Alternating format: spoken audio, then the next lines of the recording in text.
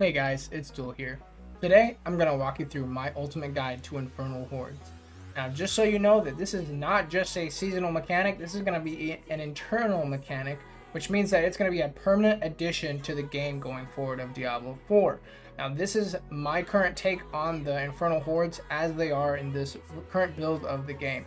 They are probably going to change in the future, but as of now, this is it. Let's get into it.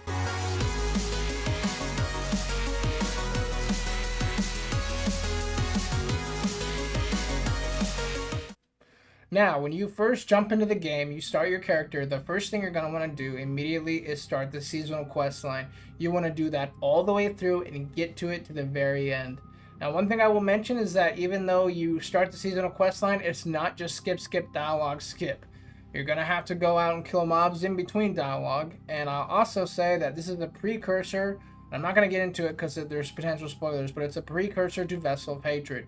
So once you get through the seasonal quest line, you're going to talk to somebody named Estelle through most of the seasonal quest line, and at the very end of it, she's going to give you an infernal compass, and you'll be able to use that, and I believe it starts in World Tier 3. Okay, so once you get your first infernal compass, it's going to look like this. So this is a Tier 8, this is the highest tier of the game. The tiers go from Tier 1 to Tier 8, so we're actually not going to do a Tier 8, we're actually going to do a Tier 7, but in order to do that we need to upgrade it, and so I can actually talk about this right now. You'll get abyssal scrolls every time you clear a tier of the Infernal Horde. You'll open up a bunch of chests, and we'll go through that later, where you right click on the scroll and then you click on one to upgrade it. So I'm going to do 6, upgrade once, and then 7. And then once you want to upgrade the Infernal Horde compass to what you want, you right click on it, hit accept, and then you're going to hit tab to open the map, and it'll point you to an Infernal Horde just like a Nightmare dungeon. And you left click on it, it'll take you to the Infernal Horde. Okay, so we're now officially at the Infernal Horde, so right away it just drops you right into it. So if you see on the top right here, there's this like little flame. This is, I call it like an infernal flame. This will basically indicate a Hellborn or a Hellborn event. And for the sake of this, it's just a monster or an Aether fiend that's going to start off the Infernal Horde waves. So you go up and you kill this monster here. We're going to kill him real quick here, and that'll start the wave. So as you're killing monsters, Hellborn events are going to start, and you'll see that on the map here on the top right, you'll see them begin to start. You'll want to kill as many mobs as you can to fill out the bar that says slay monsters to draw out Aether. And when you do that, when you draw out the Aether, it'll spawn an Aether fiend. Now we're going to talk about the different Boons and Banes that you can select. So I've got to separate these into my own different categories. And so I'll just start off with General, the Masses, the Spires, and the Hellborn. And then there's a special category. I call it Legendary, I guess you could say. So for General, it's going to be the Exalted Hordes, the Exalted Elite, the Aether Rush, and the Burning Rain. And I'll get into all these here in just a minute. Then after that, we have the Masses, the Exalted Masses, the Gorging Masses. And then after that, we have the Spires, the Corrupting Spires, and the Draining Spires. And then, of course, we have the Hellborn. Now, once you select like one of these options, as you go along and as you play through the waves, you're going to get yellow ones, and I call these rare ones. And so there's all kinds. There's like Hellborn ones, there's Masses, and there's also General ones and Spire ones too, right? You get the idea. And then the legendary ones are usually that pertain to the council. So like an example is one will give the council 50% more damage, but defeating them gives you, plus 15 Aether. Generally, I don't select the legendary ones, the council ones. You can do them if it's like the only option you have and you feel like it's the best one you can pick. Absolutely pick it then if that's the case and get you some extra Aether anyway. But in most cases, I don't pick that one. You want to prioritize the Hellborn. The Hellborn. I cannot stress that enough.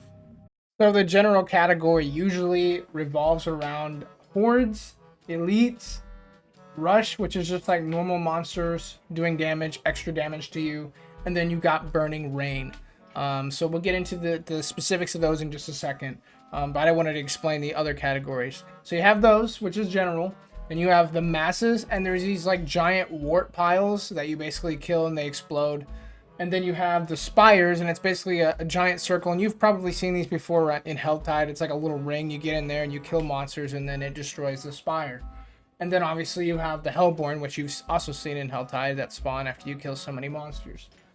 One thing I do want to mention, there's one you'll get, it's a legendary one, and it actually spawns the Butcher. So one thing I will bring up is that the Butcher can spawn in the waves randomly, and you can also manually select the Butcher if it pops up as a Boon and Bane. Let's talk about optimizing your run to get you the most Aether you can possibly get.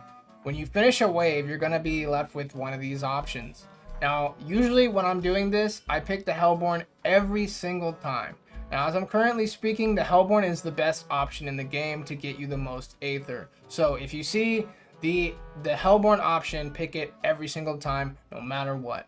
However, if you don't see the Hellborn, these are the ones that I run with, because these ones will benefit you later the most. And these ones are the Exalted Elite or the Burning Rain.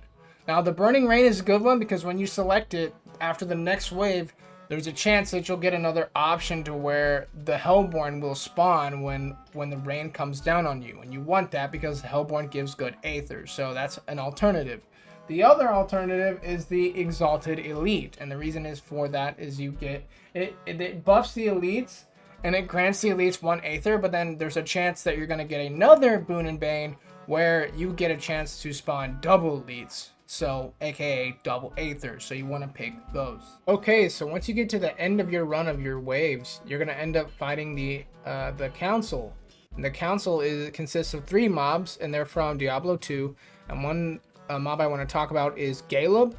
And you'll see Galeb, if he spawns in here, you'll want to kill him as quickly as possible because he likes to port around. Once you take down the Fell Council, you're going to be consulted with 4 different chests here. The first one I always pick is the Spoils of Greater Equipment, because this one will guarantee you a GA item, and you can only open it 1 time. So if you go out and spend your other 20 on these 2 and open them multiple times, you're going to run out and you won't be able to open this chest anymore. So open this chest first because it'll guarantee you a GA.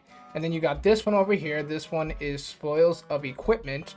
This one will give you just regular legendaries, but a chance of a GA could still happen. And you can open this one multiple times as long as you have 20 Burning Aether. Now this one is the Spoils of Materials, and it also requires 20 Burning Aether. And you can also open this one as much as Aether as you have.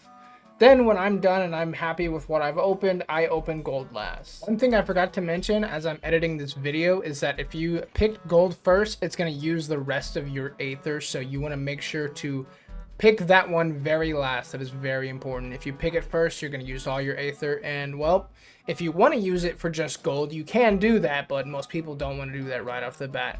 So just FYI on that. Okay, some final notes to talk about when it comes to the Infernal Hordes. As of right now, they pretty much benefit you in every single aspect of the game, whether it comes to gold, to getting loot, to getting greater affix loot, to getting crafting materials. As of now, they completely invalidate the pit. Like doing, for example, if you do like a level 95 pit, you'll get about 50 neat iron. And it takes a while to run the pit, so in my opinion, and it does take longer to run the Infernal Horde, so keep that in mind, but in my opinion, it is more fun to run the Infernal Horde and then opening your chest. If you get like 600 Aether at the end of your wave, if you're like on tier 7, you'll get 25 neat iron every time you open up that crafting chest on tier 7. On tier 6 and below, it's Heatlh and obviously Obuscite. I could have been saying that wrong, but you get the point. So tier 5 is Obscurite, I can't talk, and then tier 6 is Heatlh, and then tier 7 is Neat Iron. Now, I understand that tier 8 does give you more Neat Iron, but well, from what I understand, the health and the level of the mobs and how difficult the waves are, tier 7 is the one you're going to want to do over and over to maximize how much crafting material, gold you get, and more loot, obviously. I don't think you get better loot, but you do get more of it. So if you are like on a tier 7 versus a tier 6, you're going to get more items that drop from those spoils chests and the GA chests. So hopefully that wraps it up. And if you're curious about the build that I'm using, I'm currently using the Lightning Spear build. It's on maxroll.gg. I'm not a pro or a build writer, so I'll leave a build for that in the link for that in the description. So anyway, that's going to wrap it up for me, guys. If you liked the video, feel free to like, and I'll appreciate it. I'll see you guys in the next one. Thank you.